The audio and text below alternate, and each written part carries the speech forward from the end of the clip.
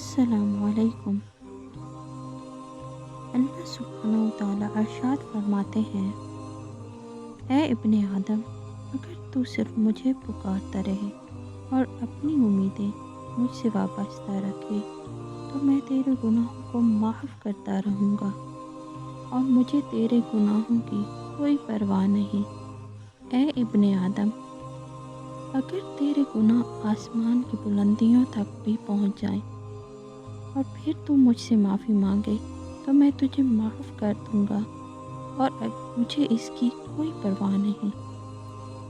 اے ابن آدم، اگر تو اتنے گناہ لے کر میرے پاس آئے کہ روئے زمین تیرے گناہوں سے بھر جائے تو میں تیری اتنی ہی مغفرت کروں گا، بشرط یہ کہ تو نے میرے ساتھ کسی کو شریک نہ کیا ہو۔